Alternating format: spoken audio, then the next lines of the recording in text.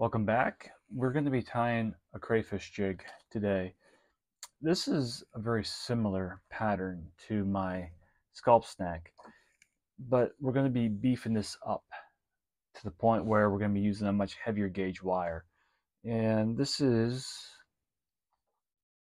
what the finished product is going to look like. Very simple, effective pattern, like most of my patterns. They're not complicated.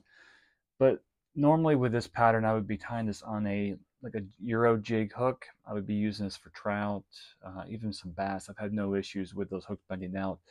But we're going to be doing, my family and I are going to be doing a trip this weekend. We're going to be targeting hopefully some bowfin and some carp. So we're going to be needing a much beefed up version of this, especially with the hook.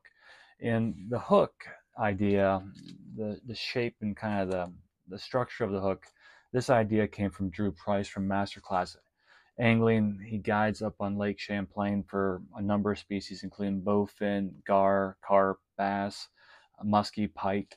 But we're going to be using an Eric's universal curved shank hook for this one. This is going to be a size 4, I believe.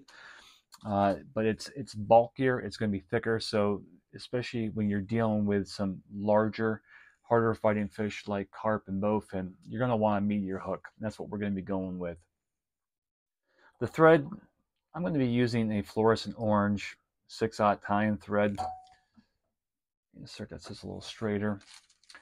I like a fluorescent orange, especially when you're working kind of dirtier water. Some of the water we're going to be fishing might be a little off color, some stains. So I I like a lot of my streamers and nymphs.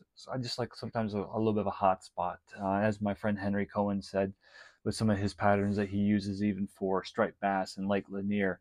Something different. I think that's one of his names of his patterns, but just a little hot spot, something maybe kind of allows that fish to kind of draw out and kind of find and isolate your pattern amongst the other insects and just other floating items in the water. So we're going to be using extra large plated dumbbell eyes. Now with this is beefed up. This is borderline deadly. With this extra large, I'm not going to be using a traditional cast with a floating line to cast this. With bowfin, I just wrote an article for Hatch magazine about my experience with bowfin, but essentially we're going to be in our kayaks or our rafts. We're going to drift and we're going to essentially just hang the fly underneath the rod tip and we're going to drop it. But we need a fly that's got a lot of mass, so it's going to drop and achieve depth during the presentation. And while you're jigging it, it's going to maintain tension. So if you decide to use this for other species where you're making longer casts, like more traditional cast, rather than dapping with a short length of line, you might want to use a lighter weight dumbbell eye because this is a lot of weight and it's designed to plummet pretty fast. And we're just going to use a series of little figure eights to drop this. Use some super glue as well. Now, one of the things I did was I put a little bit of a thread base on the hook shank before I added the dumbbell eyes. That helps give the thread a little bit of grip and reduces the amount of times that the dumbbell eyes will slip. Another great little tip I learned from Dave Whitlock years ago was Dave would actually take a hook file before placing thread on there and just put a couple grooves in the area on the front end of the hook shank where he was going to use the thread to kind of tie down the dumbbell eyes. And the idea with the grooves, it's going to act as a bite mechanism for that thread so it doesn't slip and slide nearly as much. A really good idea. So we're just going to secure this and lock that in place. We're going to take our thread now. We're going to wind down. Now, one of the things we're going to wind down, this is a curved shank. We're going to go down about halfway. If I just let this go, the thread's going to slide down. To kind of help keep an anchor, I'm just going to take super glue here, run it down, hold it. Now it's going to lock in place and it's not going to slip and slide.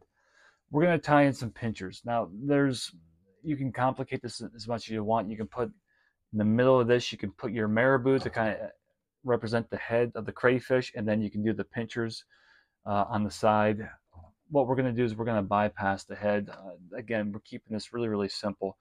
For the pinchers, we're going to be using squirrel zonkers, micro squirrel zonkers. This is a crawdad orange. You can use other colors. Olive, light olive are also very popular colors for this. And we're going to do it so the hide is going to be facing towards me. So it's going to be kind of curving in towards the hook shank. You'll see here in just a moment. So we're going to attach a set there on the far side. We're going to make this pretty short. You'll see here in just a moment. So I have one pincher on one side, and then I'm going to flip. I'm going to tie the second set on the near side facing away from me. And this is, again, something that you can be using for some heavier duty flies or for heavier duty fish. We're going to just pinch that.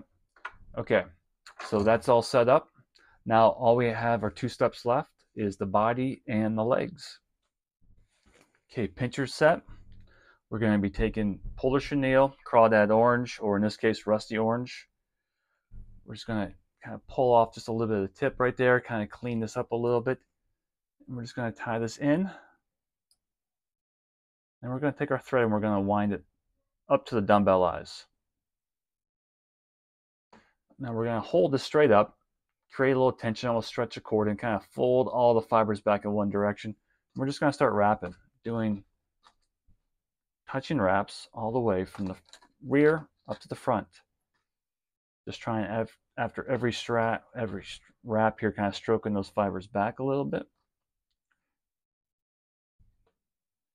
We're going to go all the way up. You could take your time and do it really, really nice and neat, but I don't think it really matters a whole lot. This is not for show and tell. This is to catch fish. Going to twist these fibers a little bit to try to keep everything going back as best we can. We're going to go up to the dumbbell eyes. We're going to tie off.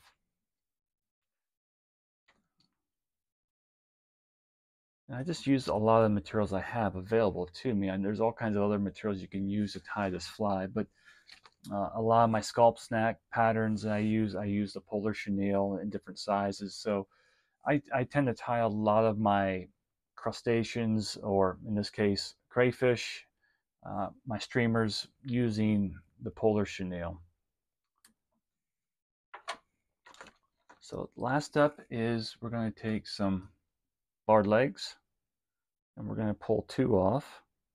And we're just going to double them up. So we're just going to have kind of like 4 legs, fairly shorter legs on each side.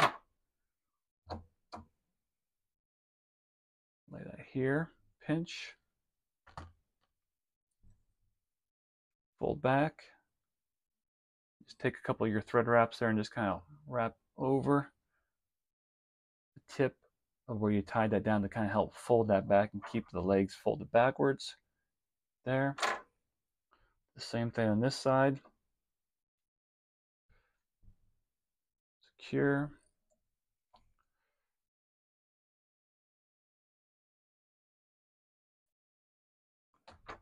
Cut the legs equal size. We're going to take our whip finishing tool, lock that in place.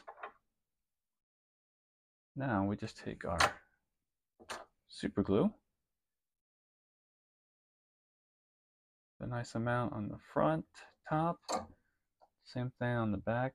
Now with this pattern, you can easily, if you want to create this really nice head, you can use some dubbing, wrap around the dumbbell eyes and create this beautiful head. It's a nice step, makes the fly look good to you, but I don't know if it necessarily adds value to your presentation. So for that, I have found that this doesn't really do much. So this is just a finished product. So you have your tail, basically, or your pinchers, some zonker strips or rabbit zonkers.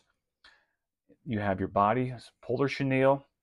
You've got your legs, and you've got your head. And when this fly rides, it's going to ride upside down. And the reason why we tie on the curve shank is that when this fly does land, it's kind of like what my friend Lance Egan talks about with his headstand pattern. But this fly, when this lands, you want the head landing here, but you want the tail, or the pinches in this case, going vertical. So the idea is that when this fly is laying in mud and muck, if it's laying horizontal in the same plane as the mud, there's not going to be any sort of tuff sticking out that that carp can locate when it's searching and looking for food. But having something that actually stands out, like vertical, like a worm or something that's waving, having motion, especially something like this with some rabbit that's going to kind of sway or sway back in the current, it's going to give that carp a target, something vertically sticking out of the water or above the mud line when it's tailing or moving. So that applies not only to carp, bowfin, crayfish, but anything that swims and is hunting, especially in kind of like muckier, muddier stream bottoms. So I hope you like this. Thanks for watching, and hopefully I'll be doing a little YouTube video on our experience up on this lake, and hopefully we catch a few bowfin and some carp. So until next time, thank you, take care, and see you soon.